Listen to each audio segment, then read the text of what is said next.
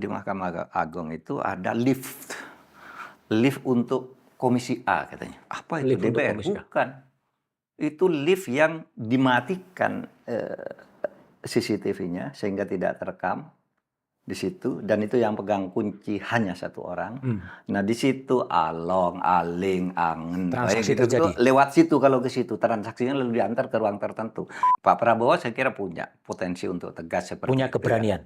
Saya sejauh yang saya kenal dia punya ketegasan untuk itu, dengan tetap bisa memilah mana yang untuk kepentingan umum, mana yang tidak. Itu menurut saya itu memang cocok jadi politikus. Itu pembohong, penipu semua. Jadi harus ada term condition, syarat ya. Menjadi politisi adalah menjadi pembohong gitu.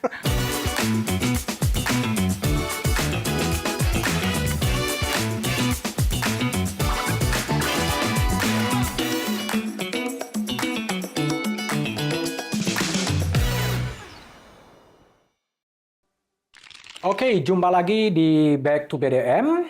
Hari ini saya berada di satu tempat di Jakarta yang selama ini menjadi pusat pemberitaan.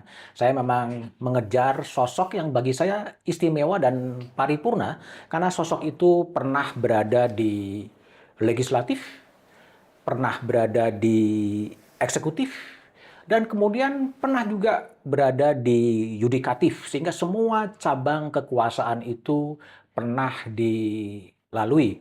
Dan beruntung, tamu saya kali ini adalah Profesor Dr. Mahfud MD yang baru saja kemarin berulang tahun. Prof. Mahfud, selamat ulang tahun terlebih dahulu. Terima kasih.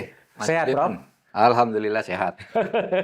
Kelihatan lebih 67 tahun. 67 tahun masih fresh ya. Alhamdulillah. Masih jalan kaki di pagi hari. Pagi. Prof, kalau saya lihat Prof. Mahfud ini ya, tadi saya bilang di pengantar, pernah menjadi anggota DPR, Ya. right? Pernah menjadi Menteri Pertahanan, Ya. ya, pernah menjadi Ketua MK, ya, pernah menjadi Menko Polhukam, dan kemudian menjadi calon Wakil Presiden. Ya. Sebetulnya Prof. Mahfud ini cita-citanya mau jadi apa sih? Nah itu dia. Cita-cita saya itu, saya tidak tahu cita-cita yang sesungguhnya, tapi setiap saya pindah sekolah, itu cita-citanya berubah.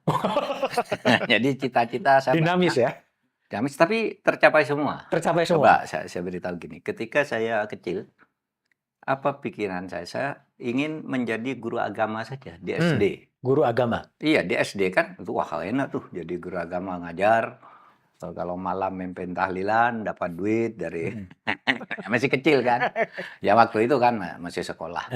Sudah itu saya pindah.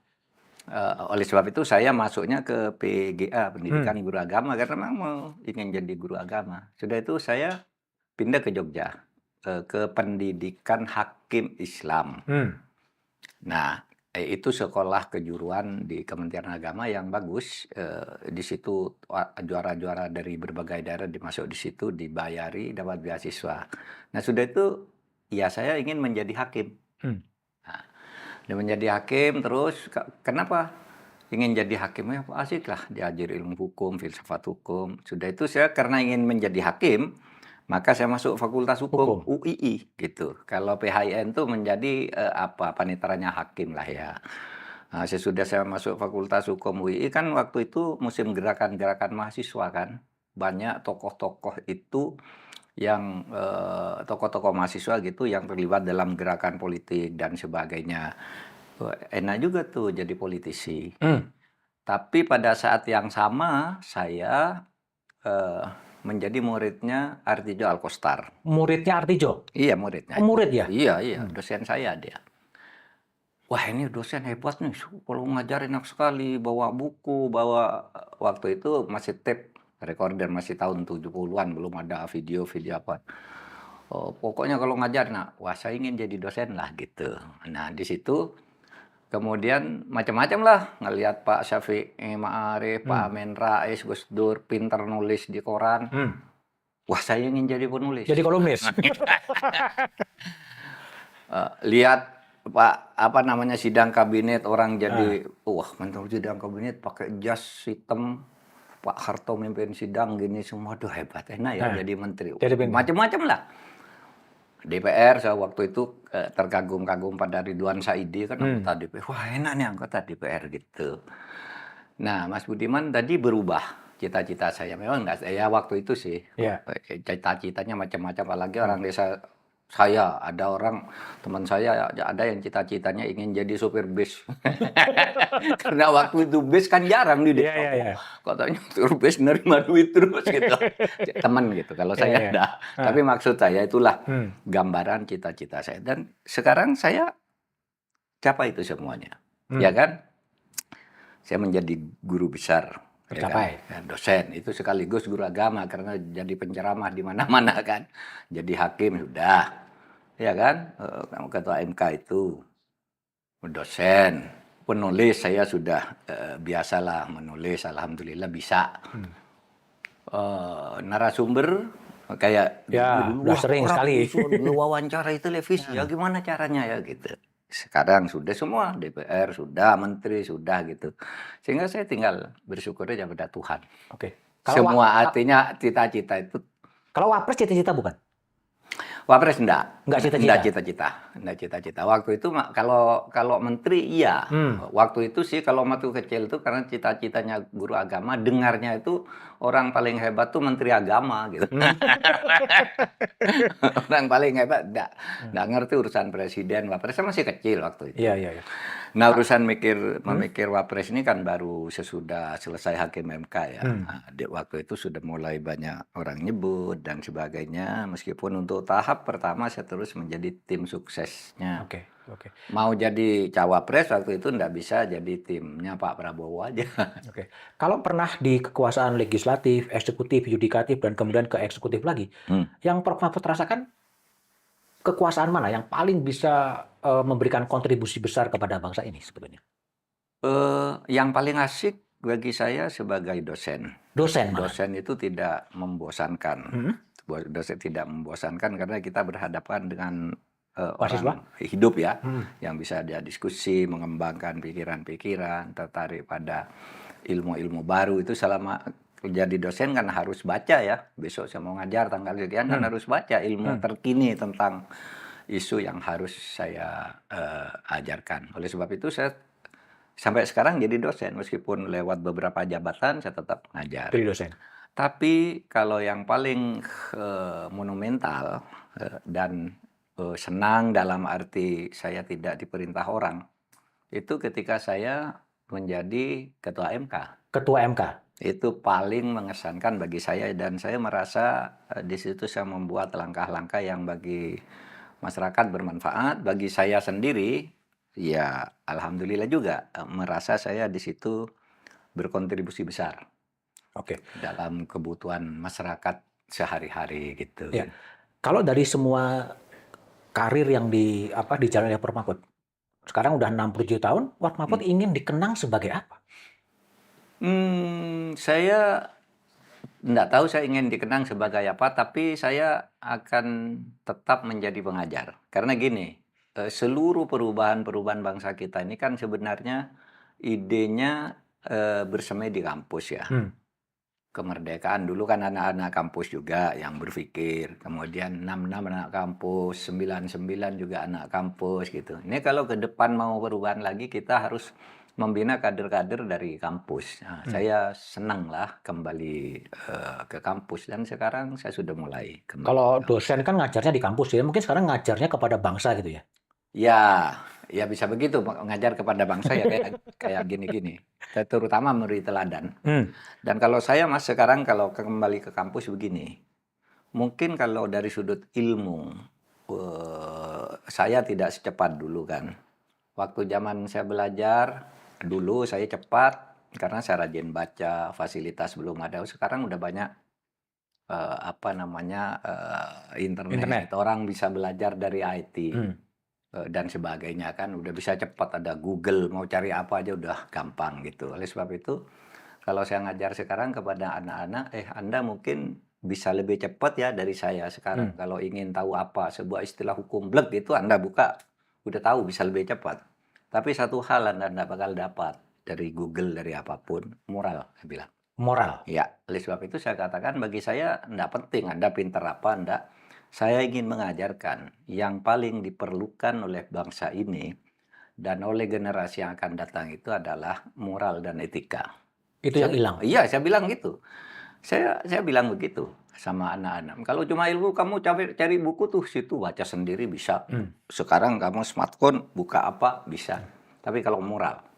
Nah, dan saya akan mengajarkan moral melalui pengalaman-pengalaman dan bahayanya bagi bangsa ini kalau para pemimpin negara itu tidak punya tata krama, tidak punya moral, tidak punya etika, atau lebih dari itu kalau masyarakat Indonesia lah tidak memperhatikan ajaran-ajaran agama, kan sumber-sumber dari ajaran agama itu atau moral itu juga banyak diajarkan di agama, ada yang mengatakan bersumber dari agama dan sebagainya lah ya.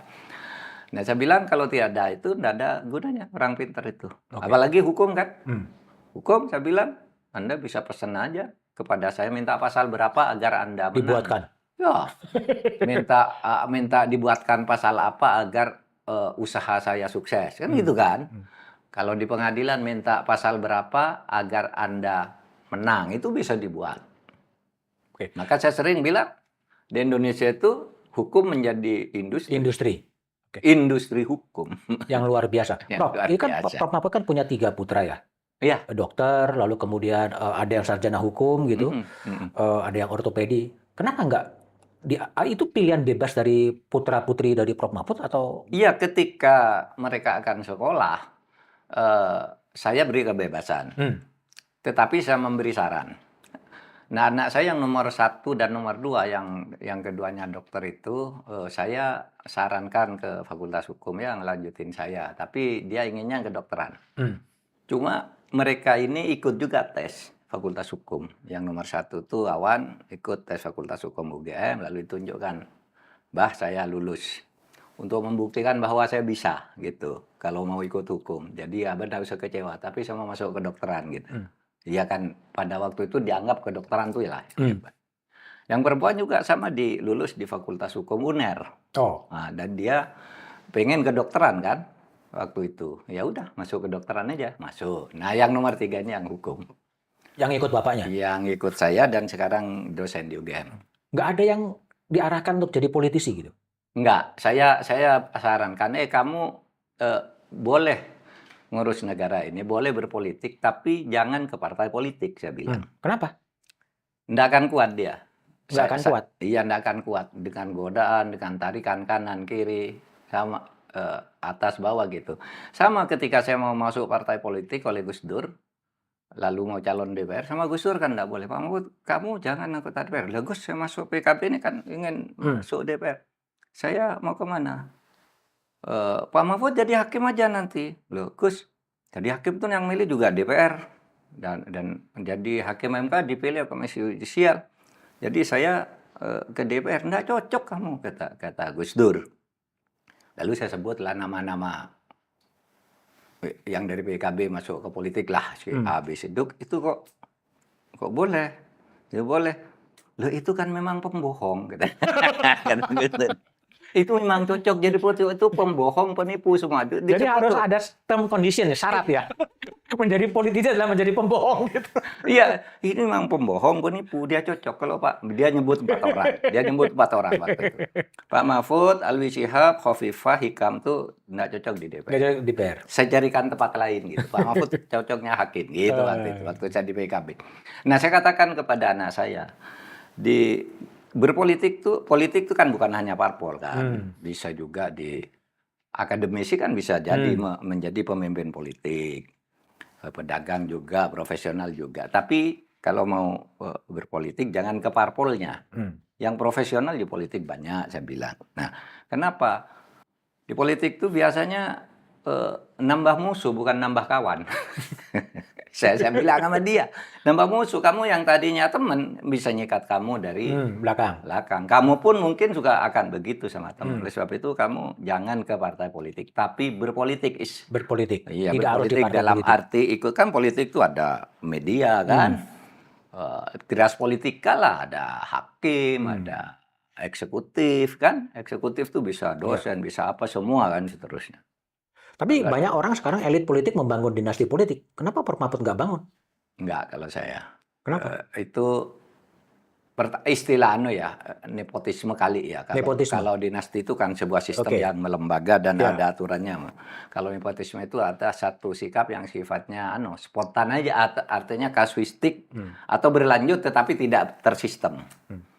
Saya tidak suka nepotisme karena begini loh, saya membayangkan gini, Mas Budiman, ketika saya butuh pekerjaan dulu, saya sakit hati kalau pekerjaan saya itu diambil oleh orang lain yang lebih jelek dari saya. Oke. Jadi kalau saya bersikap nepotis, mendahulukan anak keluarga itu saya tidak mau. Itu menyakitkan orang. Saya tidak tega kalau lihat orang tuanya bekerja keras, menyiapkan ini, besok ada tes di sini, orang tuanya jual macam-macam, suruh datang ke Surabaya tes. Nah, tahunya dia pinter tapi tidak lulus, ini orang lain yang lulus. Itu kan Lewat ordal, orang dalam. Iya, ordal. Kan menyakitkan sekali. Oleh sebab itu saya tidak suka nepotisme itu. Oke. Sekarang ini bulan Mei, Prof. Prof Mahfud juga lahir di bulan Mei ya. Iya. Kalau kita ngomong bulan Mei adalah ngomong soal reformasi terjadi 1998, 26 tahun yang lalu. Prof Mahfud dulu waktu reformasi masih di Jogja ya, Direktur Pascasarjana ya, atau di mana? Iya. Saya waktu itu di Direktur Pascasarjana, waktu itu pembantu Rektor 1 merangkap Direktur Pascasarjana. Jadi waktu itu dirangkap. Nah, saya di situ. Waktu reformasi tahun 98. Iya.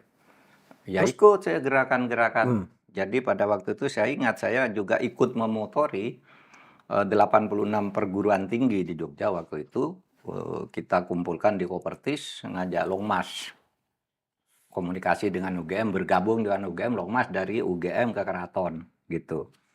Dan pada waktu itu saya bersama aktivis-aktivis yang keras pada waktu itu ada Lukman Sutrisno, Afan Ghaffar, Mobiarto, Refrison Baswir, Anggito Abimanyu, Motar Masud, semua. Amin Rais kumpul. Ketika Pak Harto suatu saat sudah mau jatuh berapa hari gitu kan mengumpulkan 9 tokoh agama tuh. Iya. Nurholis Majid, Malik Fajar, Gus Dur, Cak Nun dan macam-macam ada 9 kan. Lalu Pak Harto kan mengumumkan akan melakukan reshuffle kabinet. Iya. Ya, untuk memperbaiki, mari kita perbaiki sama-sama melakukan reshuffle kabinet. Yang bereaksi pertama dari Jogja loh. Kami demo di tengah jalan. Masalahnya bukan reshuffle, masalahnya ada pada Pak Harto. Jadi Pak Harto harus mundur. Hanya itu jalannya kalau negara ini mau selamat kan gitu. Coba you bayangkan kalau waktu itu Pak Harto tidak mundur kan kita yang gantian ditangkap kan sesudah itu. Ya. Tapi pada waktu itu kita sudah tidak kuat melihat situasi kekuasaan Pak Harto kok kayak gini guritanya ya. Jadi kita turun ke jalan, nutup jalan di Jogja itu. Terus Pisoanan Agung, Sultan. Ya, ke Sultan. Semua dari berbagai daerah itu mirip film-film yang sangat dramatik tahun 45 ketika Sudirman berjuang kan di pinggir jalan orang menyediakan bakso, menyediakan air ini memberi melayani orang yang ikut berdemo pada waktu itu. Besoknya Pak Harto jatuh. Oke.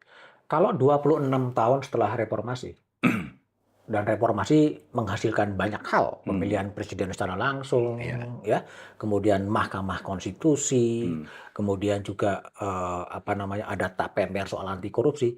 Evaluasi Prof Mahfud setelah reformasi 26 tahun seperti apa, Prof? Saya cemas.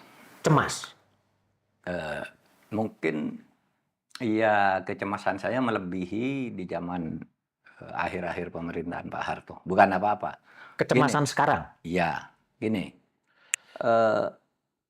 Dulu ya pada zaman reformasi awal itu tahun 98, 99, 99 sampai 2004, 2006 itu reformasi kan bagus ya. Iya. Menghasilkan itu tadi yang Anda sebut. Mahkamah Konstitusi, KPK semua dilahirkan. Pejabatnya bersih. You juga coba teliti undang-undang yang lahir di periode itu, hasil pemilu pertama 99 dan periode kedua pemilu 2004. Wah, itu bagus-bagus kan? Semua mosaik ketatanegaraan kita dengan instrumentasi hukum yang bagus pada waktu itu lahir. Nah, kalau sekarang ini yang saya cemaskan apa? Kalau dulu Pak Harto melakukan itu memang jelek banget, tetapi dia koordinasikan sendiri, dia kuasai sendiri. Kalau sekarang ini kan liar nih, kanan kiri sama-sama main. Bahkan saya mengistilahkan, sekarang ini terjadi permainan antara penjahat dan pejabat. Penjahat dan pejabat. Iya, berkolaborasi untuk membuat satu kebijakan publik yang kemudian ya rakyatnya kan kenapa? Karena ini penjahat pejabat semua lihai ya rakyatnya enggak tahu juga kan, dibuat rekayasa sedemikian rupa, dimobilisasi sedemikian rupa. Nampaknya ini yang harus kita hadapi. Mas, kalau keadaan seperti sekarang masih banyak orang protes, orang ngelawan, masih banyak seperti Mas Budiman, media semua masih teriak. Itu mungkin penjahat dan pejabat jahat itu masih bersatu, ya kan menghadapi ini semua. Tapi kalau sesuatu orang sudah menganggap biasa yang berbahaya, ini akan saling mengkhianati nih. Tidak ada kok dua penjahat bergabung, dua kejahatan bergabung, yang satu kejahatan jabatan, yang satu kejahatan benar terhadap sumber daya alam pidana, ini bisa bersatu. Keduanya akan saling mengkhianati, akan saling caplok. Nah, dan itu yang berbahaya bagi masa depan bangsa. Pak Mahfud mencemaskan reformasi berarti mencemaskan masa depan bangsa ini juga. Iya, saya mencemaskan masa depan bangsa. Oleh sebab itu, mari kita sekarang ya berteriak semuanya. Ini bahaya situasi seperti ini. Apalagi kalau kemudian fenomenanya itu setiap habis kontestasi politik, lalu memperluas jabatan-jabatan publik. Iya kan? Anda bayangkan, Pak Harto tuh enggak pernah memperbanyak jabatan menteri misalnya kan. Meskipun dulu sudah dikritik. Ini Orde Baru, Golkar sangat hegemonik. Semua menteri yang sudah upkir dikirim ke luar negeri jadi duta besar karena bagi-bagi jatah itu ini dijadikan ini. Nah, sekarang rasanya pada zaman Pak Harto menterinya sekitar 26 gitu ya, pada Gus Dur 31 gitu. Lalu timbul pikiran waktu itu untuk menghindari kecenderungan tambah-tambah jabatan setiap habis pemilu, setiap ada presiden baru, maka dibuat undang-undang Kementerian Negara. Itu zaman kita yang buat itu. Nah, itu maksudnya agar tidak nambah-nambah. Nah, sekarang kalau tidak cocok itu, lalu undang-undangnya yang mau diubah. Iya, nanti kalau diundang gagal lagi, undang-undang yang sudah ada pun disuruh uji ke MK, MK disuruh mengubah fungsi legislasi, lalu diberi fungsi positive legislature. Seperti MK itu kemudian banyak menjadi positive legislature, sesuatu yang tidak boleh diatur sendiri. Jadi hampir tanpa pedoman, hampir tanpa kompas, semua lembaga improvisasi sendiri-sendiri. Iya, sekarang rasanya. Maaf, ini saya yang sudah 26 tahun ikut reformasi. Tapi mungkin orang lain menganggap, wah itu biasa. Ya silakan aja. Beda standar etik. Beda, standar etiknya beda. Lalu kemudian kalau 98 juga melahirkan semacam TAP MPR nomor 1198 soal penyelenggaraan negara yang bersih dan bebas korupsi, kolusi, dan nepotisme. Tapi sekarang itu menjadi TAP MPR yang dead letter ya. Iya, mati. Itu kan TAP itu kemudian melahirkan Undang-Undang nomor 28 kan, tentang pemberantasan KKN kan. Ya itu. Juga mati-mati juga. Ya matinya samar-samar gitu. Seakan-akan semua masih berteriak KKN, tapi KKN-nya masih tumbuh subur. Titik baliknya di mana, Prof?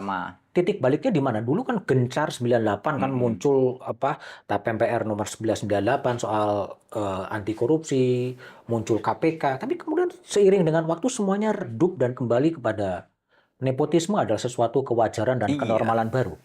Saya belum meneliti kapan dan mengapa titik balik itu terjadi dan itu kapan. Tetapi saya melihat kira-kira menjelang tahun 2009 itu sudah mulai itu. Karena politik uang sudah muncul dari situ kan. Politik uang, orang mau calon nyediakan uang, calon DPR nyediakan uang, mau jadi calon nyediakan uang ke partai dan macam-macam gitu. Nah, di situ kemudian terbasi kebiasaan jual beli jabatan itu terjadi. Kemudian KPK yang tadinya hebat juga ya seperti sekarang akhirnya KPK kan sangat menyedihkan karena kita tahu dulu pernah punya masa jaya kan KPK itu. Kita pernah sangat membanggakannya kan dulu. Nah, kemerosotan itu sebetulnya faktornya di mana, Prof. Mahfud? Apakah memang merosot atau memang ya memang sengaja dilemahkan, dinormalisasi, berbagai penyimpangan-penyimpangan itu dinormalisasi saja sebenarnya? Iya, kemudian semua mula-mula mungkin sedikit orang yang melakukan itu ya, kemudian melebar, melebar, mula-mula mungkin elit politik, wah saya ingin jadi lagi, bayar ke sini dulu. Hmm. Kalau mau ditangkap lagi, ini dulu didekati, ini dulu, ini agar aman dari BPK, ini dulu digarap agar aman dari ini semua garap gitu. Terus itu tidak ditindak secara proporsional sehingga berkembang, berkembang, berkembang menjadi liar seperti sekarang, sehingga terjadi apalah orang kalau pembicaraan-pembicaraan serius dalam forum-forum kecil itu istilah penyanderaan itu kan sudah biasa. Penyanderaan. Iya kan? Mas Budiman punya kasus gitu, panggil. Hmm. Nih, kamu Hmm. mau ini enggak? Kalau enggak ya ini. Hmm. Kan gitu kan? Itu sudah menjadi rahasia umum dalam pengertian semua orang bicara itu sekarang. Si A kasusnya ini, si B kasusnya ini, si C kasusnya. Nah, kalau kita ngomong tentang itu lalu muncul apa? Paranoid solidarity. Sudah paranoid. Kita dikeroyok oleh sesama penjahat ini. Satu kelompok kan itu paranoid. Kalau temannya dibilang itu, wah nanti saya ketahuan ngeroyok semua ke kita kan gitu. Nah, itu yang menurut saya berbahaya karena nanti akan terjadi apa namanya? Anarki sebenarnya yang sedang yang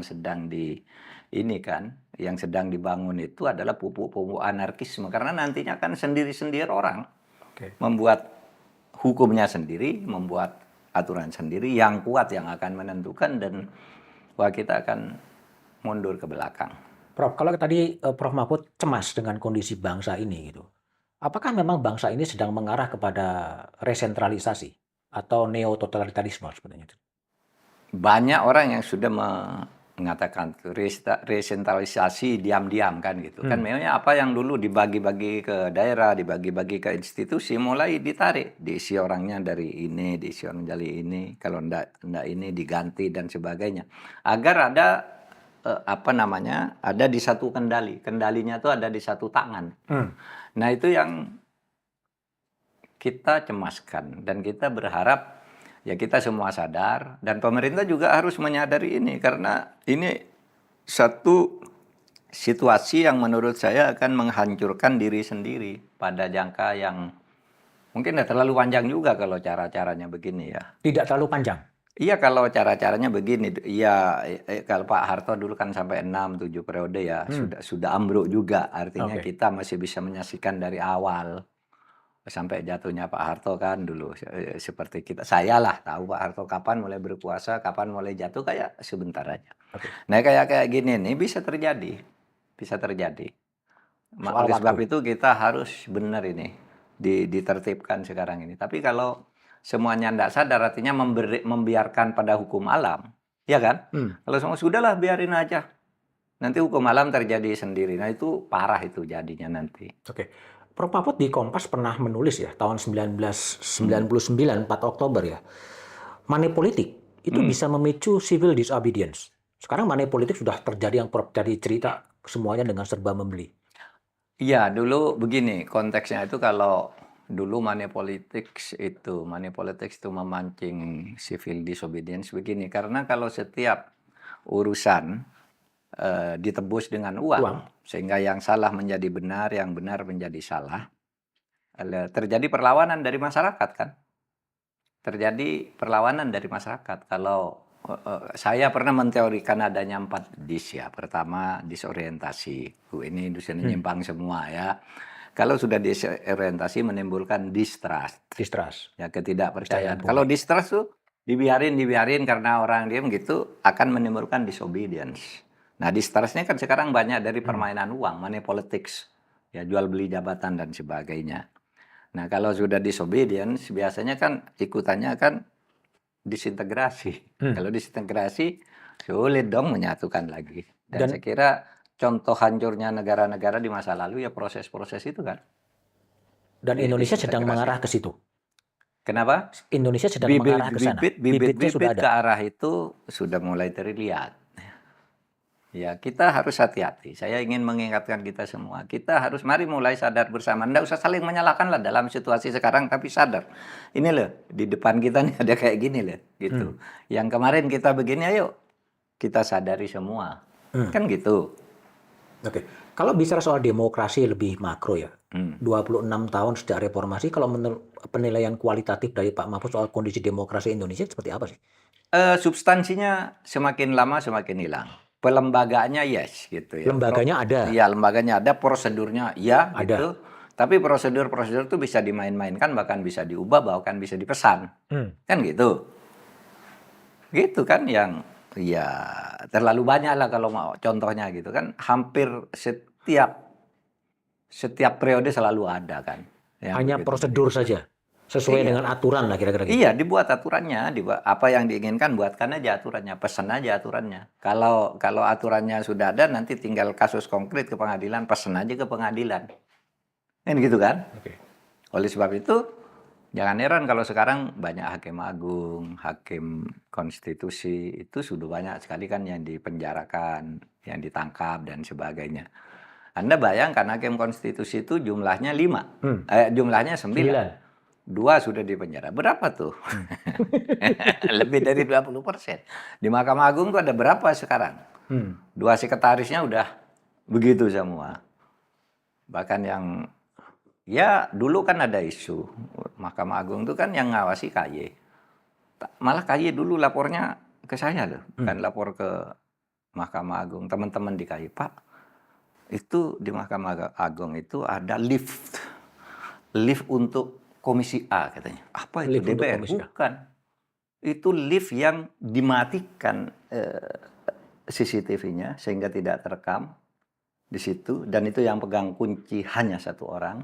Nah, di situ along, aling, angen, Transaksi gitu, terjadi. lewat situ kalau ke situ transaksinya lalu diantar ke ruang tertentu. Itu yang lapor ke saya KY. Padahal KY kan yang harus Ngawasi. itu. Nah, itulah yang kemudian saya bisikkan ke teman-teman di KPK tuh. Ada lift Komisi A di situ, saya bilang. yang sekarang sudah dihandle oleh KPK itu orangnya. Hanya dia yang punya kunci itu. Masuk dari situ, diantar ke situ, ke ruang tertentu, lalu tawar-menawar di situ. Dulu, sekarang sih sudah tidak ada kali ya. Karena orangnya yang pegang udah ditangkap. Udah ditangkap ya. Prof, kalau kita refleksikan lebih dalam ya, kita lihatlah kasusnya, kalau ngomong konkret, Menteri Syahrul Yassin Limpo. Ya, urusan sunatan anaknya, urusan renovasi anaknya, urusan skincare, perawatan kulit, itu dibiayai oleh pemerintah. Ya. Perilaku hakim agung juga sebenarnya sama saja gitu. Ini semata-mata kesalahan dalam memahami kekuasaan itu atau apa yang terjadi? Iya, kesalahan memahami kekuasaan, tamak, rekrutmennya juga salah sebenarnya. Kan mestinya orang sudah bisa dihitung ya. Orang sudah bisa dihitung, orang ini track record-nya tidak tepat misalnya untuk jadi menteri. Prof, kalau kita ngomong soal korupsi ya, Prof Mahfud itu pernah nulis di Kompas juga ya, tahun 2013 nih. Ini koruptor ini diamputasi atau diampuni aja, strategi untuk memilih ini. Kalau dalam kondisi sekarang sebaiknya seperti apa sih menangani korupsi ini? Memang kayaknya kayak gitu ya, harus ada keberanian, itu kan tindakan radikal. Sebenarnya amputasi itu artinya sudah potong aja nih orang-orang gitu. Waktu itu kan pikiran saya begini, saya waktu itu Menteri Kehakiman, Gus Dur, saya minta Pak Mulya Lubis, saya punya 2 ide nih, mari kita tiru Latvia. Di Latvia itu orang diamputasi semua, ya kan, dipecat gitu, diganti yang baru. Bahkan termasuk di Georgia tuh hakimnya juga pinjam ke luar negeri kan dulu, amputasi dulu menjadi beres. Atau enggak usah diamputasi, karena ini yang mau diamputasi ini orang yang harus membuat keputusan. DPR mau diamputasi, padahal yang harus membuat keputusan DPR.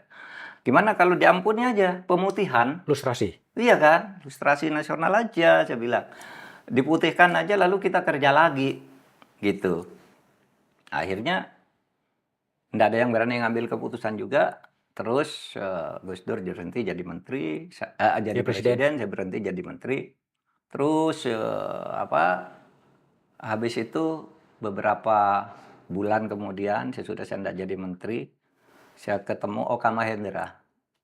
Saya bilang, Pak, dulu saya punya 2 RUU loh waktu saya jadi Menteri Kehakiman sebentar itu. 1 RUU tentang amputasi dan lustrasi. Yang kedua, RUU tentang pembuktian terbalik. Dulu sudah ada draftnya, saya bilang itu kok nggak diteruskan. Lah Pak Menteri nggak tertarik katanya. Oh, Kata Pak Oka Mahendra. Ya, oke, tapi apa alasannya? Enggak, loh di sini ada undang-undang pembuktian terbalik. Itu Pak bisa disalahgunakan oleh jaksa dan oleh polisi. Oh, kan kalau undang-undang pembuktian terbalik itu sederhananya gini. Pak Budiman, Anda 5 tahun jadi Pemret Kompas. Gaji Anda tuh kira-kira kalau 5 tahun tuh kan kalau ditabung 6 miliar. Kok sekarang Anda punya kekayaan 100 8 miliar? miliar. Yang 2 miliar tuh Anda Buktikan. dinyatakan korupsi. Sebelum bisa membuktikan secara terbalik, bukan saya yang bukan jaksa, Anda buktikan bahwa uang saya ini sah. Nah Pak, kalau begitu, nanti bisa digunakan oleh polisi nakal, oleh jaksa nakal. Kamu mau pembuktian terbalik atau mau nego, bayar, nggak usah dipersoalkan. Itu bisa jadi. Itu alasannya. Kita belum siap undang-undang pembuktian terbalik. Sama juga dengan itu, amputasi, lustrasi itu kan pengambilan keputusannya akan sulit. Ya saya maklum, saya bilang. Saya paham. Meskipun saya tidak setuju, tapi saya paham itu alasannya. Mungkin betul, saya bilang gitu. Nah itu latar belakang saya bicara undang itu. Kalau sekarang resep Jitu untuk mengatasi korupsi yang merajalela, yang lebih radikal, yang lebih progresif, Prof. Mahfud seperti apa sekarang? Ya tindakan-tindakan tegas menurut saya sekarang kembali ke leadership ya. Karena sebenarnya kalau orang jadi presiden tuh bisa melakukan apa saja. Tergantung kemauan presiden. Iya. Ini tindak, ini selamatkan, itu bongkar, itu presiden bisa. Kalau polisinya enggak mau, ganti polisinya. Ini jaksa ganti gitu. Oleh sebab itu ya kita berharap, makanya presiden Pilpres itu selalu menjadi pertaruhan bagi aktivis pro demokrasi dan hukum, karena di situ akan menentukan. Birokrasi itu tetap tunduk betapapun hebat seorang jaksa, seorang ahli hukum. Tapi dia kan tidak bisa melakukan tindakan kalau presidennya bilang jangan. Presidennya ini demi kepentingan umum ditangguhkan dulu. Kan gitu kan. Nah, kita berharap ya Pak Prabowo saya kira punya potensi untuk tegas seperti punya itu. Keberanian. Ya. Saya sejauh yang saya kenal dia punya ketegasan untuk itu, dengan tetap bisa memilah mana yang untuk kepentingan umum, mana yang tidak. Itu menurut saya. Karena dulu saya bekerja sama dengan Pak Prabowo karena saya melihat itu ketegasannya. Bukan Pak Jokowi jelek, bukan Pak Prabowo itu pendekatannya struktural kan. Strukturalisme. Sudah. Kalau Pak Jokowi kan populis. Nah, itu bagus juga gitu. Nah, saya tahu kalau pendekatan strukturalnya, kalau Pak Prabowo tidak berubah, tidak dipengaruhi oleh perkembangan untuk kompromi, menurut saya Pak Prabowo punya keberanian dan punya pemahaman untuk melakukan tindakan-tindakan yang sifatnya struktural itu. Oke. Langsung ngambil komando secara struktur. Dia kepala negara. Oke. Kalau kita lihat dinamika politik perundang-undangan yang terakhir, Prof. Mahfud, ya, misalnya hari ini juga ribut soal revisi Undang-Undang Mahkamah Konstitusi, yang kemudian tiba-tiba di saat operasi senyap gitu, kemudian disepakati oleh parlemen dan kemudian membuat bahwa hakim yang sudah bekerja 5 tahun, menjabat 5 tahun, 10 tahun, tapi kemudian harus dimintakan persetujuan kepada lembaga pengusul. Dikonfirmasikan kembali ya. Dikonfirmasikan. Bagi Prof. Mahfud, ini apa sebetulnya yang, dan ini kan di era Pak Mahfud dulu pernah untuk menyatakan tidak diteruskan, tapi sekarang diteruskan. Apa yang terjadi? Jadi RUMK ini memang aneh ya. Sebelum saya jawab yang itu. Dulu saya masuk ke MK itu terjadi perubahan undang-undang MK di tahun 2020. Ya, 2020 saya berdebat habis. Ini tidak benar nih undang-undang, saya bilang. Tapi Pak Lauli berbisik, Pak, ini udah disepakati sebelum kita jadi menteri di sini. Saya kan dulu juga menteri, katanya ini. Oh begitu? Iya Pak. Ya pokoknya trade off ya. Ya udah, saya bilang kalau gitu. Nah tiba-tiba tahun 2022 tidak ada rencana di prolegnas itu, tiba-tiba muncul perubahan kembali Undang-Undang MK. Siapa nggak? Saya tanya ke Pak Yasona, Pak, ini kok ada undang-undang belum ada di prolegnas? Udah Pak, disepakati baru ini, tambahan di prolegnas untuk direvisi. Kok mendadak? Saya bilang. Iya ini DPR eh, memutuskan begitu, gitu, dan sudah dibicarakan mungkin secara diam-diam gitu. Akhirnya apa? Wah ini enggak benar saya bilang. Ini tendensinya mau nyikat orang. Mau nyikat orang. Iya, jadi hakim tertentu ini bisa berhenti di tengah jalan karena ini.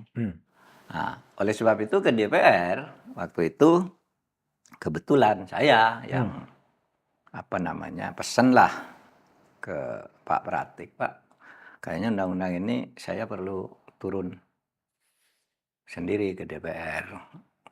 Kan bisa. Oh iya bisa kata Pak Pratik. Udah nanti Pak Mahfud aja yang mewakili ke DPR bersama Pak Yasona. Ya kan? Jadi saya tuh. Ya. Nah, dibahas gitu, saya ikuti perkembangannya, juga bertahan aja di sini. Undang-undang ini bagus tapi tidak berlaku untuk yang sekarang. Oke. Hakim yang sekarang ada itu, saya bilang, itu biar habis masa jabatannya baru berlakukan untuk ini ke penggantinya. Nggak mau. DPR nggak mau, pokoknya langsung begitu undang-undang ditetapkan, hakim yang tidak yang belum 10 tahun tapi sudah di atas 5 tahun dikonfirmasi lagi. Wah, saya bilang ini nggak benar. Di dalam ilmu hukum ini keliru, saya bilang. Akhirnya apa? Deadlock-kan aja, saya bilang. Maka deadlock. Selama saya jadi Menko, macet itu. Macet. Mulai bulan Agustus, September itu udah nggak usah bahas lagi, saya bilang. Ini bisa menakut-nakuti hakim MK yang sekarang ada nih, mau pemilu gitu. Deadlock. Nah, tapi sekarang sesudah saya pergi, tiba-tiba disahkan.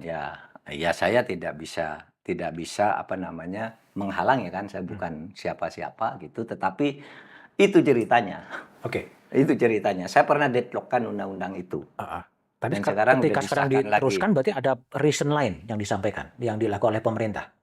Isinya tetap. Isinya tetap. Seperti yang saya tolak itu. Tetapi menurut saya ya sudah, saya tidak bisa menghalangi, tetapi satu hal menurut saya itu bisa baik juga.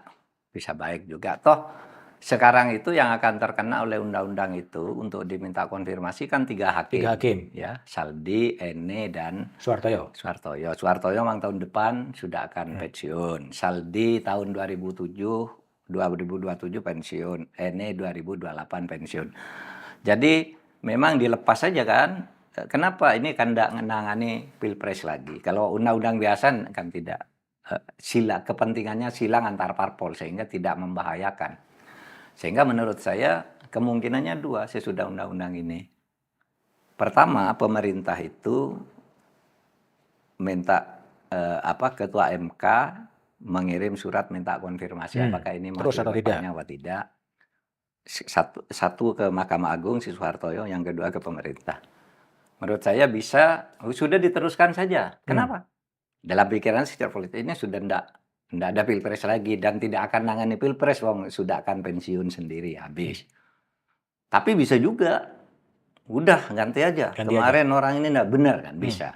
Nah menurut saya mungkin pilihan yang pertama mungkin akan lebih dipilih menurut saya ya. Sudahlah, konfirmasi saya setuju sampai habis jabatannya sesuai dengan pres, kemungkinan. Itu dalam praksis, tetapi dalam secara teori Pak Mahfud sebagai ahli hukum tata negara, apakah ini tidak mengganggu independent of judiciary? Oh iya, itu juga sebabnya saya dulu menolak. Ini mengganggu independensi. Karena apa, orang ini kan secara halus ditakut-takuti. Kamu kalau nggak ikut, ini diganti lah, dikonfirmasi tanggal sekian, dijawab tidak, berhenti. Habis kamu sebagai hakim. Jadi independensinya juga sudah mulai disandra menurut saya. Ini kalau Pak Prof Mahfud baca, ini semacam pembersihan politik atau instrumen untuk melakukan pembersihan politik? Ya bisa untuk mungkin yang lebih halus bukan pembersihan. Kalau pembersihan itu membuang orang. Ini memuluskan jalan politik aja. Memuluskan jalan politik? Iya.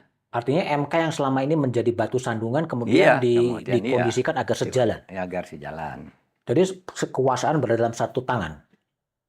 Iya, diam-diam kan begitu sekarang. Yang dibicarakan orang dan diskusi kita sejak awal tadi kan mulai terjadi Resentralisasi Iya, kekuasaan. resentralisasi secara diam-diam kan, secara halus, secara apa. Karena semuanya akhirnya ada di satu tangan. Oke.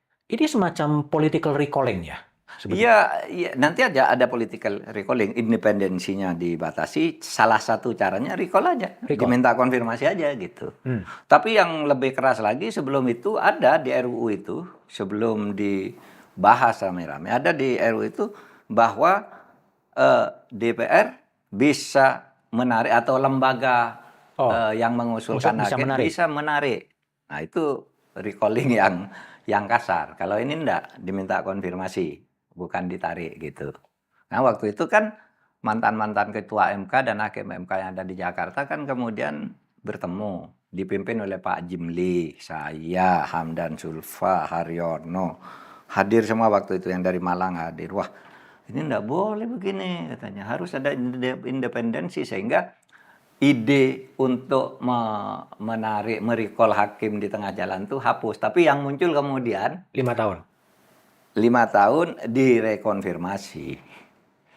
Itu Ya lumayan. lumayan. Itu Aduh. semata-mata karena legal drafternya tidak paham Enggak. Kalau legal drafter itu kan tergantung, pesanan. iya pesanan. Saya minta apa, legal drafter bisa buatkan pasalnya. Legal drafter itu sangat-sangat teknis, bukan pada filosofi apa namanya materinya. Itu harus dikuasai. Tapi yang punya filosofi materi itu kan yang mempunyai hak konstitusional untuk menentukan ini begini, dan itu hanya Presiden dan DPR. Artinya dari kasus ini memang politik kembali menjadi panglima. Kekuasaan menjadi panglima dan hukum akan menyesuaikan. Iya, begini. Saya sejak dulu berpendapat politik itu memang selalu jadi panglima. Tetapi itu tidak selalu jelek gitu. Karena tidak ada satu negara pun yang tidak diputuskan oleh kekuasaan politik, termasuk hukum, bahwa hukum itu adalah produk politik kan. Berarti panglimanya itu adalah politik. Termasuk orang katakan sekarang ekonomi panglima, enggak, keputusan ekonomi itu diputuskan oleh politik. Tetapi masalahnya sekarang kalau politik menjadi panglima, kalau politiknya itu bagus, politiknya demokratis, fair, terbuka, gitu enggak apa-apa politik jadi panglima. Di mana-mana kan begitu. Di negara yang dikatakan demokratis itu dan hukumnya bagus itu kan tetap karena kepanglimaan politik ini. Di New Zealand misalnya, kan politik yang memutuskan bahwa hukum itu bagus. Tapi di negara lain, kan politik juga yang memutuskan hukum itu jelek. Tetap panglimanya tetap politik gitu. Tetapi orang mengatakan ketika hukum lebih diutamakan, lalu panglimanya hukum. Ketika ekonomi diutamakan, panglimanya ekonomi. Padahal panglimanya tetap politik. Keputusan politik yang menentukan ini maksud saya. Prof, kan Prof Mahfud lama berada di kabinet dan jaringannya sangat luas. Siapa sih sebenarnya otak atau arsitek untuk kemudian mengkonsolidasikan kekuasaan menjadi dalam satu tangan, termasuk juga revisi Undang-Undang Mahkamah Konstitusi? Enggak, menurut saya itu kolaborasi banyak banyak aktor yang sama-sama punya keinginan tertentu yang bisa dicapai kalau berkolaborasi, misalnya membuat undang-undang harus begini, ini dapat ini dapat ini, itu dapat itu. Itu udah biasa. Oleh sebab itu kita sekarang sering berteriak tentang moral dan etik kan. Karena kalau cuma buat gitu-gitu, apapun bisa dibuat. Drafter itu, legal drafter itu bisa dipesan apa saja bisa. Kalau saya coba buatkan undang-undang, saya aja bisa. Satu ini, saya bisa buat dua-duanya. Tetapi kan yang penting moral dan etika yang di atas nih, yang menginginkan ini kan. Apa nilai moral yang akan dituangkan di sini kan gitu. Kalau undang-undang itu goal, dan setiap hakim nanti 5 tahun menjadi 10 tahun harus direkonfirmasi kepada lembaga pengusul, bukankah mereka hakim itu akan menjadi proksi dari lembaga-lembaga yang akan mengusulkan dan kemerdekaan kekuasaan kehakiman itu akan lenyap? Bisa jadi. Itu yang kita khawatirkan. Tapi kan itu akademis, pandangan kita yang rasional, bermoral kayak gitu. Tapi tetap keputusan kan mereka yang memutuskan. Enggak, bukan itu maksudnya. Ini biar hakim tidak seenaknya kan gitu. Biar kalau hakimnya enggak benar, kami bisa konfirmasi. Kan bisa juga alasannya begitu. Bisa benar juga kan. Tinggal alasannya apa? Kan bisa juga orang mengatakan ini 5 tahun sekali harus direkonfirmasi Kemarin kalau ada ketidakbenaran ganti aja kan bisa saja dan itu masuk akal kan untuk di itu. Tetapi menurut saya masalahnya bukan itu. Masalahnya agar bisa dikendalikan kan gitu. Agar bisa dikendalikan. Mm-mm. Itu Ya tujuan. itulah yang saya katakan independensi kan. Itu bisa disebut gagasan itu keblinger sebetulnya. Ya, iya pokoknya dari sudut. Kalau bilang keblinger mungkin ya bisa aja ya. Nah, Bisa aja. itu soal undang-undang Mahkamah Konstitusi ya. Hmm. Tapi pada saat yang lain juga ada undang-undang Kementerian Negara. Nah, Ya, itu dia. yang kemudian karena memang harus mengadopsi banyak sekali menteri-menteri dari berbagai parpol, kemudian dilebarkan, diluaskan gitu. Iya. Itu gimana? Udah dibatasin 34, tapi harus menjadi 39 atau 40, ya undang-undangnya diubah. Nah, itu ya yang saya katakan. Sekarang itu ada kecenderungan, paling tidak gejala lah, kalau bukan kecenderungan. Gejala itu sudah mulai muncul bahwa permainan politik itu ditandai dengan dua hal buruk. Satu, money politics kepada pemilih. Dua, janji-janji jabatan kepada pendukung orang-orang yang berpengaruh. Nah, itu di daerah kan juga banyak. Kamu kalau saya terpilih, kamu kepala dinas, kamu sekda, kamu ini, kamu itu di daerah juga. Jadi bagi-bagi jabatan. Nah, sekarang di tingkat pusat sedang muncul isu tentang penambahan menteri. Itu kan karena terlalu banyak tim yang semuanya sama berjasa, sama perlu diberi posisi penghargaan yang sama, sesudah dihitung jumlahnya begini. Nanti ditambah lagi begini. Nah, itu sekarang ada gejala seperti itu. Saya termasuk yang melihat itu sebagai sebuah gejala. Apakah itu salah gitu? Apakah itu salah? Secara teknis ada alasannya untuk menyatakan tidak salah. Kami memang butuh itu kan gitu. Tetapi kalau saya sih sebenarnya dulu punya ide penyederhanaan. Seperti di Amerika itu kan. Penyederhanaan kementerian. Iya, sedikit aja tetapi dirjennya diperbanyak. Itu yang agak mirip-mirip itu dijadikan satu kelompok. Seperti Kementerian Agraria, misalnya kan bisa gabung dengan Menteri Pertanian, Menteri Kehutanan satu. Iya kan? Agraria itu kalau di dalam teorinya, di teori Venn itu ada pertanian, kelautan, ya kan? Pertanahan, udara itu semua masuk Venn Agraria tuh. Nah, sekarang udah pecah-pecah banyak gitu. Nah, dulu sebenarnya hal itu tentang agraria misalnya, kenapa sih banyak sektor-sektor yang kemudian saling bertentangan kebijakannya antara Menteri Kelautan dengan Menteri Kehutanan itu ngurusi pulau-pulau terluar enggak selesai-selesai sampai sekarang. Gitu kan? Padahal itu satu induk di dalam Venn itu, dalam teori Venn agraria itu gitu. Nah, sekarang mau ditambah lagi. Kalau makanya Amerika itu yang begitu hebatnya cukup hanya 14 apa 17 ya, 17 kementerian sejak dulu. Enggak bertambah. Kalau mau kasih kue politik cari cara lain kan banyak gitu. Tapi kalau kementerian nanti tahun depan lagi baru lagi tambah lagi dari 41 jadi 46. Baru itu lagi jadi udah bisa bagi-bagi begitu kacau dan administrasinya menjadi tidak kontinu, terganggu di tengah jalan, berubah lagi karena berubah stempel, berubah menteri, berubah tupoksi dan sebagainya. Oke, itu undang-undang MK yang direvisi, undang-undang Kementerian Negara yang mau direvisi. Sekarang juga muncul lagi diskursus di kalangan media soal RUU penyiaran yang mau direvisi yang melarang produk-produk jurnalistik investigatif. Gitu. Kalau itu sangat keblinger kalau itu. Masa media enggak boleh investigasi? Tugas media itu yang investigasi hal yang tidak diketahui orang tuh.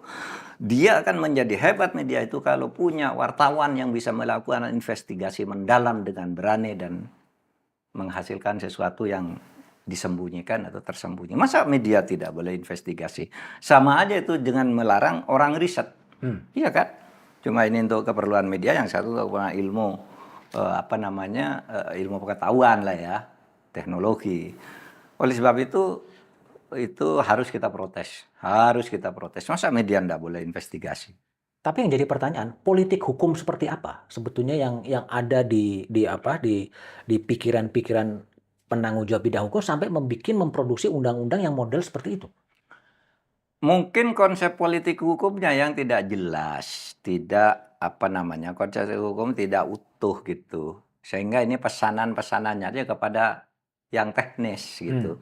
Kalau mau politik hukumnya kan harusnya sudah sinkron ya, undang-undang penyiaran ini mendukung undang-undang pers, undang-undang pidana, undang-undang apa saling mendukung tuh. Tapi kalau dipetil satu-satu gitu berdasar kepentingannya ya susah juga.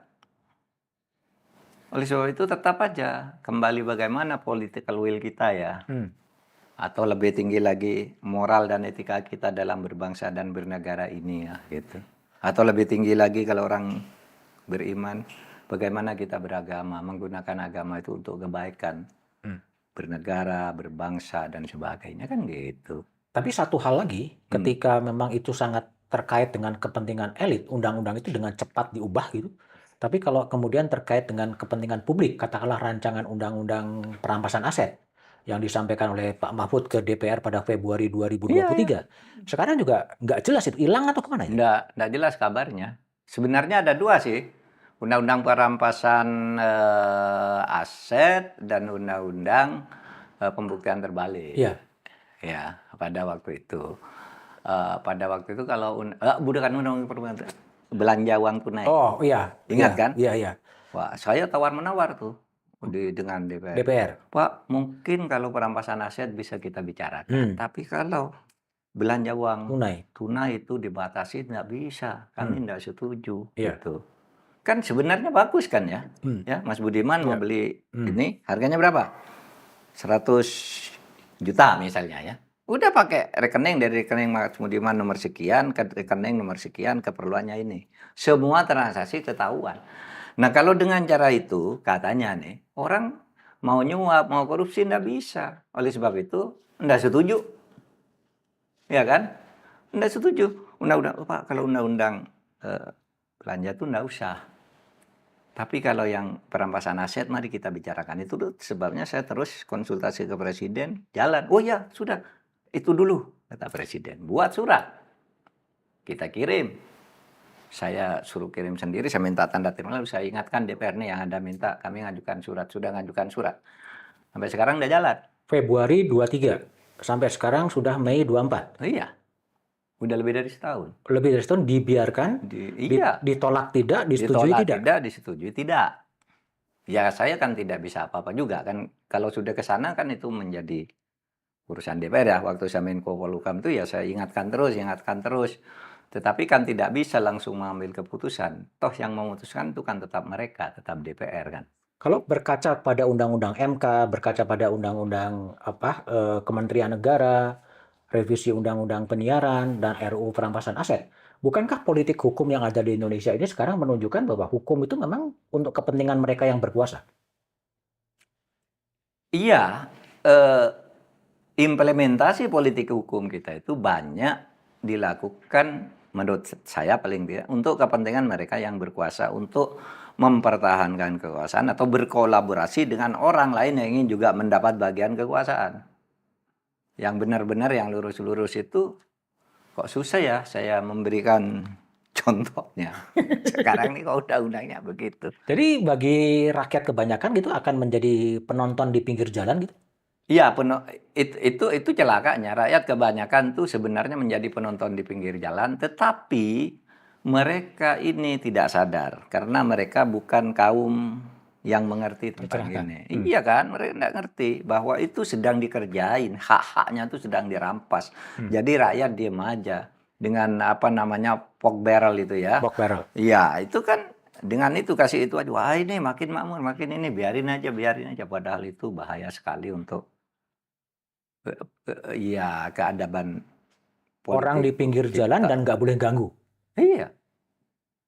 Seperti Iya kan? Pak Prabowo ingatkan kalau nggak mau bekerja sama ya jangan ganggu lah kira-kira gitu. Ya bisa diartikan begitu, tapi bisa juga diartikan itu ya biar kami bisa bekerja jangan ganggu-ganggu lah. Nggak apa-apa sih kalau kerjanya baik kan gitu. Kalau Mengganggu tuh kerjanya baik nggak kan boleh mengkritik juga maksudnya? Hah? Nggak boleh mengkritik juga ya? Ya kalau ditanyakan ke Pak Prabowo, bukan itu maksudnya kan pasti gitu. Bukan itu maksudnya ya? Itu maksudnya. Masa orang nggak boleh kritik. Oke. Gitu. Prof, kalau lihat kecenderungan hukum sudah menjadi industri, Prof Mahfud kan berulang kali mengatakan bahwa di udara, di laut, di darat udah ada korupsi. Ya. Politik hukumnya juga bagaimana mengukuhkan kekuasaan. Ya, artikel Pak Mahfud kan juga pernah mengatakan ada semacam operasi sesar sebagai cara untuk mengatasi apa keambrukan Iya, dari budaya hukum dan institusi hukum. iya. Kalau dalam posisi sekarang, apakah operasi sesar dan seperti apa bentuk yang dimaksud oleh Pak Mahfud itu? Lahirnya reformasi itu adalah operasi sesar. Oke. Karena kalau mau melakukan pergantian pemimpin secara biasa konstitusional zaman Orde Baru nggak bisa, ya kan? Sehingga coba berpikir suksesi mati suri, Hmm. akhirnya muncul reformasi kan. Reformasi itu kemudian operasi sesar, rakyat turun tangan sendiri memaksa Hmm. membuat aturan dengan mobilisasi rakyat secara besar-besaran. Itu operasi sesar di zaman Orde Baru, akhir. ya akhir Orde Baru. Jadi terpaksa diturunkan di luar ketentuan konstitusi karena kebutuhan. Nah, sekarang saya tidak tahu kalau saya lihat tingkat kesadaran elit gitu ya, elit-elit apa namanya, gerakan menengah, kelas menengah, elit kelas menengah, kampus, saya itu semangatnya ke situ kan, mau Hmm. mengganti nih secara baik seperti reformasi.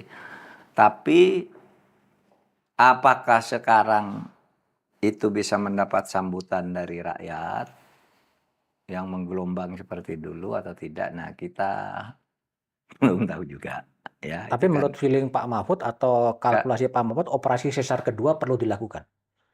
menurut saya enggak. Dilakukan anu aja, apa, pembenahan secara sadar saja bahwa ini harus dibelokkan lagi ke arah yang benar gitu.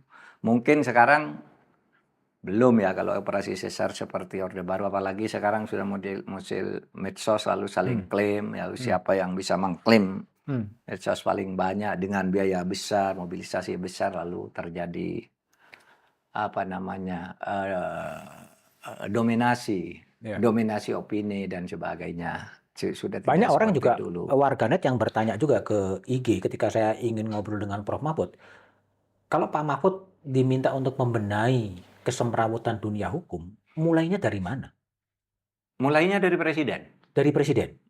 Makanya saya dulu mau jadi cawapres. Hmm. Mungkin bisa dekat dengan presiden. Hmm. Kan gitu. Mulainya dari presiden.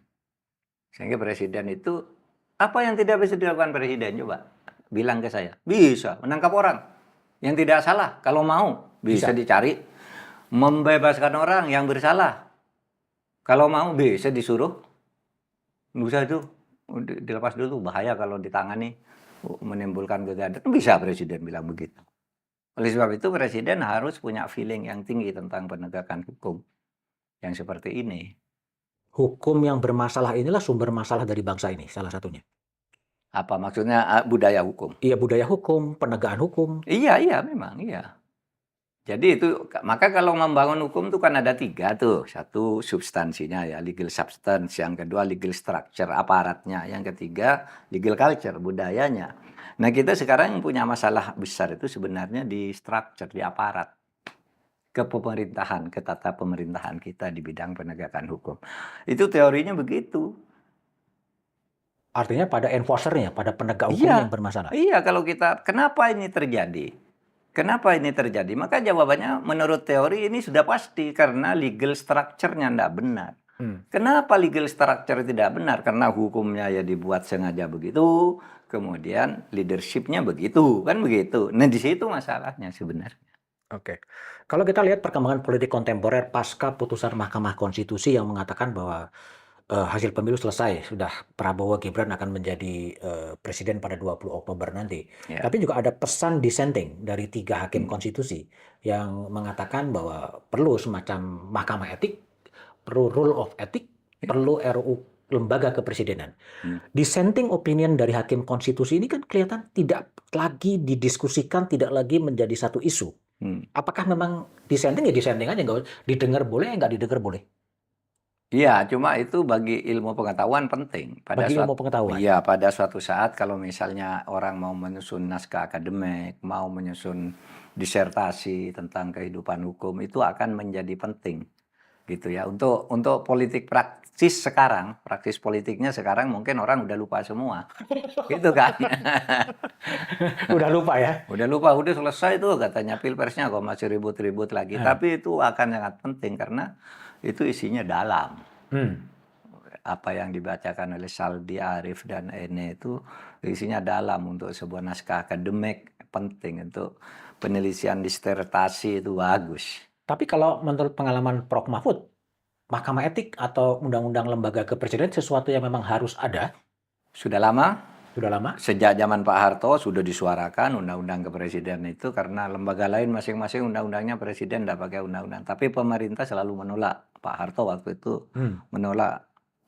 Sudah undang-undang kepresidenan sudah cukup di undang-undang dasar kan begitu. Undang-undang lain itu kan juga sudah membatasi presiden kan gitu. Nah, mungkin sekarang sudah sering disuarakan lagi tapi tetap Itu hanya tidak bisa masuk prolegnas kan. tidak bisa masuk karena memang kekuasaan tidak menghendaki. Kekuasaan tidak menghendaki itu. Karena memang hakikat kekuasaan nggak mau dibatasin ya.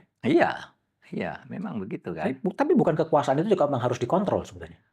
Ya memang, sebenarnya kalau konstitusionalisme itu, sih kan negara konstitusi. Kenapa nganut konstitusi? Karena kita ingin membatasi kekuasaan kan begitu. Kekuasaan itu harus dibatasi ruangnya. Kalau Anda legislatif jangan masuk ke sini loh.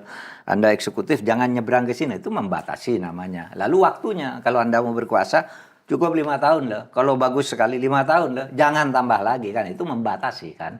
Sehebat apapun Anda jangan lebih dari 10 tahun, 2 kali kan gitu. Cara membatasi. Ada yang sekali saja tapi 8 tahun. Kayak Filipina ya. Iya bisa. Kan begitu. Tapi kalau memang siapapun presiden memang nggak mau ya. Selama ini begitu. Selama ini belum ada yang mau membuat RUU tentang kepresidenan. Oke. Kalau kembali masuk ke politik yang agak praktis, Prof. Mahfud, setelah Mahkamah Konstitusi menetapkan, Pak Mahfud sudah ketemu dengan Pak Prabowo? Enggak ketemu dengan Pak Prabowo. Saya sudah menyampaikan pesan lewat udara saja. Saya mengucapkan selamat bekerja. Anda sudah menang, mendapat amanat dari rakyat, silahkan dikelola. Dengan Gibran gitu?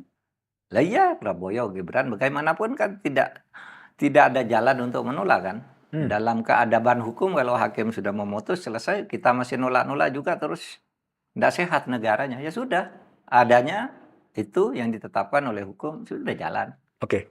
Ya. Tapi dengan orang-orang sekitar Pak Prabowo ada juga yang mendekati Prof. Mahfud untuk membujuk Prof. Mahfud untuk masuk dalam kekuasaan? Enggak juga, enggak.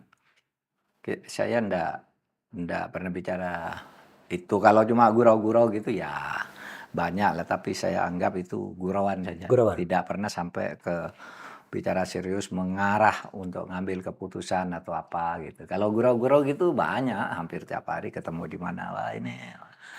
Tapi enggak bicara tentang itu. Oke. Tapi kalau posisi moral Pak Mahfud sendiri, apakah memang apa yang akan dilakukan setelah kemudian kalah dalam Pilpres itu? Oh, banyak dong yang bisa dilakukan. Pilpres itu kan hanya salah satu, memang yang terpenting ya dari perubahan politik. Tapi di masyarakat sendiri, jabatan presiden yang penting itu pun terbukti berkali-kali itu bisa diubah, bisa digeser oleh kekuatan masyarakat. Iya kan? Misalnya Bung Karno, Pak Harto kan sama aja toh. Gus Dur, iya kan? Bisa. Jadi kita bisa ambil peran yang banyak asal rasional aja. Gitu. Loh kita juga memulainya dulu di luar kan. Iya kan? Dan sekarang FUM akan berada di luar kekuasaan. Ya, sekarang saya sedang melakukan langkah-langkah seperti itu. Tapi saya harus katakan konfigurasi politik, dinamika politik mungkin akan berkembang dalam waktu yang tidak kita lihat. Tetapi sekarang aja saya sudah masuk di posisi itu.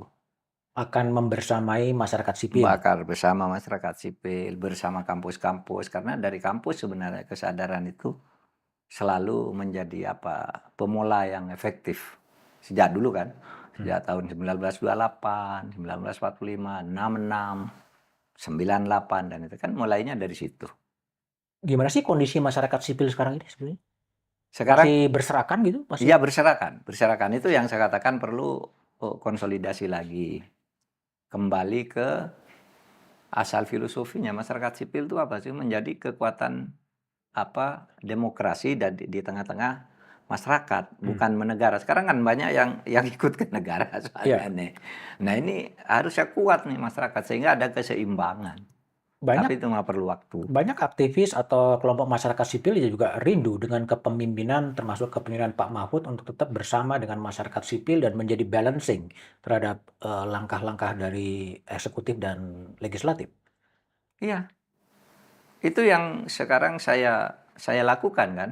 Hmm. Saya banyak bertemu dengan tokoh-tokoh masyarakat sipil mendiskusikan kegundahan mereka, kegundahan kami tentang itu masa depan yang tadi. Hmm. Masa depan kalau negara ini diatur dengan kolaborasi antara penjahat dan pejabat korup, itu kan berbahaya gitu. Eh, Meskipun itu hipotesis, tapi saya kira kalau menyebut kasus per kasus gitu kan tidak sulit Hmm. untuk sampai pada hipotesis seperti itu gitu ya. Ya kita datang aja datang aja ke penjara, Hmm. ya kan? Lihat tulisnya, ini pejabatnya, ini penjahatnya, kan ada semua di situ. Nggak usah nyebut yang sekarang biar nggak ditangkap. Hmm. Itu fenomenanya kan udah beberapa waktu lalu dan sekarang contoh-contohnya itu sudah ada. Oke. Ada juga yang mendorong Prof. Mahfud untuk mencobalah, kalaupun masuk dalam kuasi kekuasaan, menjadi ketua KPK. Ada, saya baca itu, tapi saya belum berpikir, bahkan tidak berpikir ke arah itu. Tidak berpikir. Tidak berpikir kalau konfigurasi politiknya seperti sekarang, ikut ingin masuk ke suatu tempat yang sifatnya kontestasi, Hmm. dipilih, itu susah. Anda Oke. masih ingat Hmm. Pak Jimli dulu ya? Pak Jimli itu mendaftar ke KPK karena apa? Karena diminta, Hmm. resmi. Negara ini butuh Anda. Hmm. Tolong daftar gitu. Hmm. Sudah daftar, enggak dilulusin. Hmm. Malah diungkit-ungkit masalah-masalah yang tidak ini kan. Hmm. Bisa saja begitu. Sehingga saya tidak berpikir untuk buang-buang waktu ke Kalau situ ya. kalau Kecuali konfigurasi undang-undangnya diubah dulu. undang-undangnya fit and proper di DPR termasuk, semuanya menjadi Ya, serba kita DPR. lihat mau seperti apa ngangkat KPK ini kan gitu Hmm. kan. Hmm. Kalau masih anunya seperti sekarang nggak ada gunanya juga. Nggak ada gunanya. Tapi KPK masih dibutuhkan? Menurut saya masih dibutuhkan hadirnya KPK seperti dulu. Yang dulu. Yang dulu ya sampai 2-3 periode gitu ya. Kalau sekarang ini kok saya melihat udah jauh ya dari Kejaksaan Agung. Udah jauh. Kayaknya. Itu juga desain ya? Iya mungkin. Bisa jadi desain. Jadi kalau Pak Mahfud akan berada bersama dengan masyarakat sipil dan menjadi balance terhadap pemerintah maupun legislatif. Ya Posisi sampai sekarang. sekarang saya sudah bersama masyarakat sipil sampai sekarang. Gitu. Dan bahkan saya ada di jabatan pemerintah pun kan saya selalu bersama masyarakat sipil kan. Saya undang semua ke kantor Anda mau apa gitu. Hmm. Sehingga tidak bocor di jalan. Ayo mau apa Anda? Kita jalan sama-sama. Nah sekarang malah lebih mudah lagi saya bersama masyarakat sipil. Lebih leluasa bersama dengan Iya, masyarakat sipil. iya. Oke, kalau saya masuk ke pertanyaan-pertanyaan terakhir, Prof. Kalau menurut Prof. Mahfud ya, apa sih sebetulnya masalah bangsa yang paling hakiki menurut refleksi dari pengalaman dari Prof. Mahfud sebetulnya? Kalau masalah konkretnya di lapangan, itu yaitu lemahnya penegakan hukum, lemahnya cara kita berhukum, lemahnya kita berhukum itu yang membuat hukumnya tidak benar, penegakannya juga sudah begitu. Itu kalau melihat masalah yang ada. Kenapa ini terjadi? Leadership aja. Makanya saya pendekatan strukturalnya Pak Prabowo itu, saya setuju, itu dulu. Sehingga nanti yang populisme dan sebagainya jalan dikawal oleh sebuah tindakan yang struktural yang kuat. Oke, cara berhukum, cara kita menegakkan hukum, dan Iya. itu sangat tergantung kepada model kepemimpinan Instruktur kepemimpinan, yang memang punya leadership. komitmen pada hukum. Ya, itu menurut saya Iya. ya. Orang bisa punya pandangan lain. Kita bisa berharap pada Presiden terpilih Prabowo Subianto dan Gibran untuk punya komitmen pada penegakan hukum itu. Ya mudah-mudahan kita berharap. Jangan bisa, kita seharusnya berharap, tapi kita lihat perkembangannya. Kalau enggak ya kita tinggal nunggu waktu aja. Tinggal nunggu Waktu waktu. saya katakan tadi, kengerian. Kengerian ya? Iya, kengerian di depan apa yang akan terjadi. Kengerian ini kalau dibikin skala dari 1 sampai 10 berada di tingkat kegawatannya di skala berapa sih, Prof? Enggak, saya belum memberikan Susah dikuantifikasi ya? Oke. sertifikasi. Kalau negara yang menjadi negara idaman atau negara yang menurut cita rasa Prof Mahfud ya negara itu seharusnya ya seperti itu. Itu negara mana sebenarnya? Sebenarnya negara di zaman awal-awal kemerdekaan itu kan bagus tuh. Cuma waktu itu ekonomi masih kocar-kacir. Kocar-kacir. Sebenarnya gabungan kekuatan negara penegakan hukum terutama di era Orde Lama sebelum tahun 59, 50. Itu kan hakim bagus, jaksa bagus gitu ya. Oh, itu bagus banget, tapi pada waktu itu kan ekonominya buruk. Gitu. Menurut saya ya gabungan. Itu pembangunan ekonomi Orde Baru dengan cara berhukum di masa lalu. Ya pasti ada lah pelanggaran hukum pasti banyak, tapi di masa lalu tuh kan bisa dihitung ya. Dan sangat menonjol sekali kalau orang melanggar hukum. Dulu tuh jual di berita besar. Sekarang di mana-mana orang melanggar hukum kan. Biasa aja. Ya, biasa aja kadang-kadang. Mas Budiman dengar tuh di sana tuh ada berita korupsi 3 miliar. Nggak peduli cuma 3 miliar, di sana 3 triliun. 3 triliun lawan 3 miliar. Kalau pemimpin idola atau pemimpin idaman dari seorang Mahfud MD kalau itu di luar atau di dalam negeri siapa, Bro? Wah, ya enggak ada satu menurut saya. Saya kombinasi aja. Kombinasi. Ketelitian dan kebersihan misalnya orang seperti Hatta. Oke. Ketegasan dan nasionalismenya yang berkobar-kobar misalnya orang seperti Bung Karno. Kesalehan orang seperti Nasir. Itu gabung-gabungan lah. Gabungan orang. Tidak ada yang satu. Ada yang Gitu. satu. Oleh sebab itu harus orangnya juga harus terdiri dari macam-macam yang begitu. Kesalehan, ketegasan, kesetiaan pada Republik, Pancasilais, jangan dicampur dengan korak. Hanya dicampur dengan korak yang merusak. Itu lebih repot lagi ya? Oh iya, repot lagi campuran-campurannya. Prof, zaman dulu bisa muncul orang seperti Hatta, bisa muncul orang seperti Hugeng, bisa muncul orang seperti Agus Salim. Kenapa orang-orang seperti itu tidak muncul di zaman yang sudah maju? Mungkin waktu itu tantangan fasilitas pertama tentu moralnya memang mereka dididik sejak kecil, pendidikannya udah bagus. Pendidikan kita tuh di zaman Belanda bagus sebenarnya, pendidikan moral dan sopan santun, adat budaya kita kan lumayan. Dan yang kedua tantangannya belum banyak kan waktu itu. Yang mau direbut tuh belum banyak, ya kan? Sehingga mudah ngaturnya. Orang jujur, orang tegas ngaturnya lebih mudah. Karena enggak banyak, masalahnya enggak rumit. Sekarang udah tambang kita udah begitu banyaknya dan harus dikelola daripada tidak, lalu di situ muncul macam-macam. Iya kan? Dan macam-macam lah.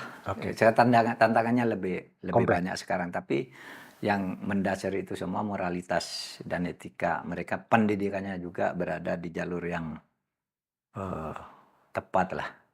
Dulu orang kan dididik malu ya untuk malu.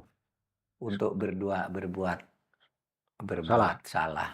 Sekolah kita keliru ngambil potlotnya teman aja kan, keliru mau masuk tas gitu kan malu. Besok diberitahu nih potlotnya bawa ini gitu. Kalau dulu anak sekolah dibilang bapakmu jahat, itu kan malu anak sekolah. Bapakmu koruptor. Nah, sekarang kadang-kala orang namanya koruptor senang. Wah, bapak saya itu katanya punya ini. Tapi apa yang terjadi, Prof? Kalau ada tap MPR soal etika kehidupan berbangsa dan bernegara, ada budaya malu, budaya mundur, dan lain sebagainya. Tapi kok itu hanya menjadi dead letter lagi ya? Iya. Ya itulah, moralitas kita itu Ya seperti itu. Mungkin ilmu lain yang bisa menjawab, bukan ilmu hukum. Ilmu apa? Filsafat, etika, atau ilmu apa ya yang bisa menjawab kayak gitu kok kita. Saya pernah ingat enggak? Saya pernah nulis di Kompas dulu. Hmm. Sudah habis teori di gudang. Sudah habis teori digulang. Apa yang kata teori itu bagus. Sudah kita jadikan undang-undang semua. Tapi enggak jalan. Nggak jalan.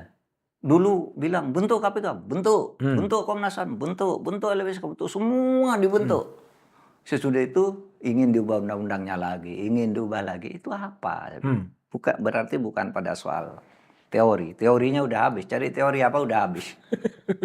Sekarang. Tapi Pak Mahfud Yang kan bisa menjelaskan. leader. Iya. Leader Saya bilang leadership. bersih dan berani. Iya. Bersih dan berani. Susahnya adalah mencari orang bersih sekarang. Iya. Mencari orang bersih, banyak orang bersih. Oh, tapi tidak punya kekuasaan dan tidak berani. Oke. Tidak berani. Ada orang berani tapi tidak bersih. Nah, itu yang nekat. Maka dia bersih dan berani itu harus pasangan. Kalau hanya bersih ya itu bermanfaat untuk diri sendiri. Kalau berani tapi tidak bersih membahayakan orang lain. Kan itu. Itu makanya, yang bersih, yang berani itu diciptakan atau lahir sendiri sih? Ya bisa diciptakan. Kan bisa banyak teorinya. Ada yang lahir sendiri, ada yang karena diciptakan. Tapi di-create juga nggak dipilih gitu ya? Iya. Itu susah lagi. Kalau saya mau tanya Prof, mimpi Prof Mahfud soal Indonesia, katakanlah 100 tahun di 17 Agustus 2045, apa sih mimpi Pak Mahfud soal Indonesia 100 tahun itu? Mimpi saya sebenarnya sudah diwakili oleh para pendiri negara.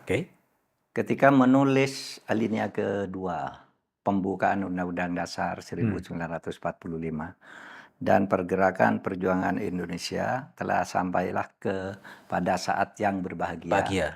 Mengantarkan rakyat Indonesia ke depan pintu gerbang kemerdekaan Indonesia yang merdeka betul, bersatu, adil, makmur. Merdeka, berdaulat, bersatu, adil, makmur. Kan ini syaratnya. Itulah mimpi Indonesia. Dan itulah juga yang ditulis untuk Indonesia Emas kan itu. Tahun 45 kita bicara jembatan emas Bung Karno. Itu kan rumusannya. Sekarang menuju Indonesia Emas tahun 45 itu juga cuan. Tapi jembatannya belum ambruk ya? Hah? Jembatannya belum ambruk. Belum ambruk. Alhamdulillah.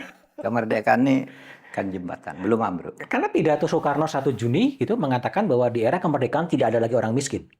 Tapi faktanya kemiskinan masih nampak. Iya, itu kan janji Bung Karno dulu. Harus kita yang mewujudkan. Di Indonesia tidak boleh ada orang miskin kan begitu. Tidak boleh ada orang lapar kan itu. Nah, sekarang masih banyak. Mari kita, ini tugas kita. Bung Karno sudah berhasil memberikan visi dan memberikan contoh keteladanan bagaimana menjaga keutuhan negeri ini. Lalu berikutnya mari kita.